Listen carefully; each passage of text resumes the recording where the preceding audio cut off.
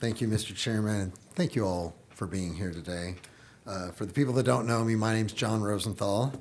I'll be your co-host for the afternoon and evening. I'm a career mechanical engineer. I believe in practical solutions. In my view, is far from anything resembling a practical solution. I also note that it's an incredible responsibility for me to be here serving as your vice chair today. Sometimes oil field engineers get to take on some really big things, and I have had the privilege and the opportunity to work on some major undertakings. Nothing in my life compares to serving as the vice chair in this committee today. So I feel the weight and the gravity of this proceeding because there's a real fight on our hands, let's face it. I'm ready for it. I know my colleagues are as well. I'd like to ask the clerk to pass out this little packet. I've got the letter from the Department of Justice, the proclamation from the governor, and the committee hearing notice.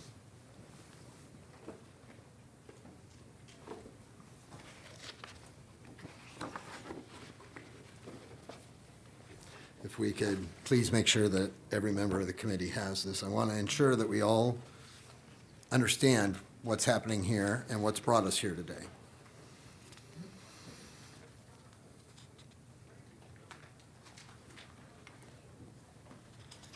So members, I want you to pay special attention to the letter from the Department of Justice, which is what set this entire chain of events in motion.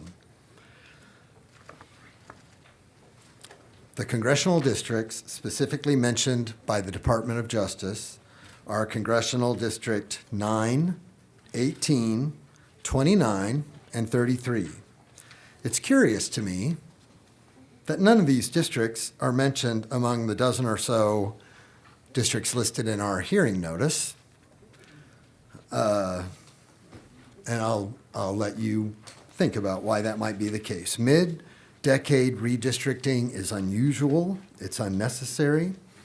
We are actually constitutionally required to redraw districts every 10 years following the census.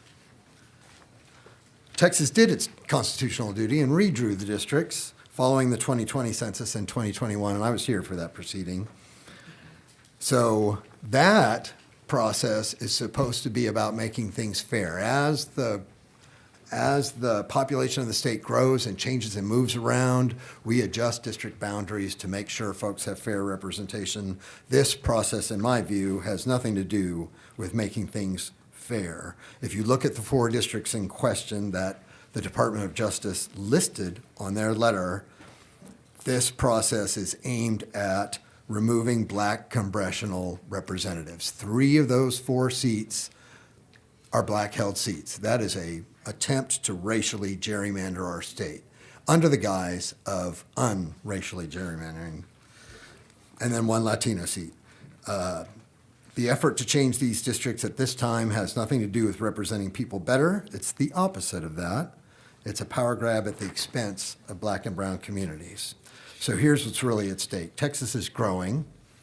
The vast majority of that growth is by people of color. So I live in a world of facts. Engineers make stuff happen in real life. We use a lot of math, so hope you'll bear with me.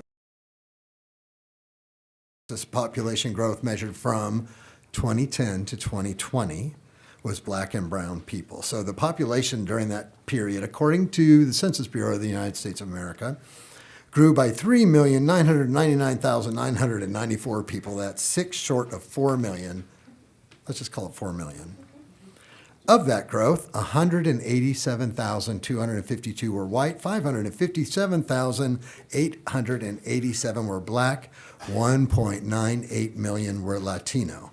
So I have done the math for you already. 4.6% of that 10-year growth was white.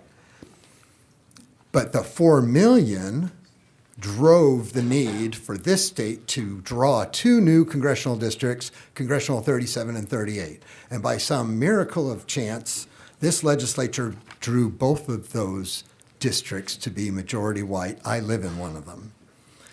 Black and brown communities already don't have fair representation. So if our population is 60% communities of color, why is our congressional delegation 34% from communities of color?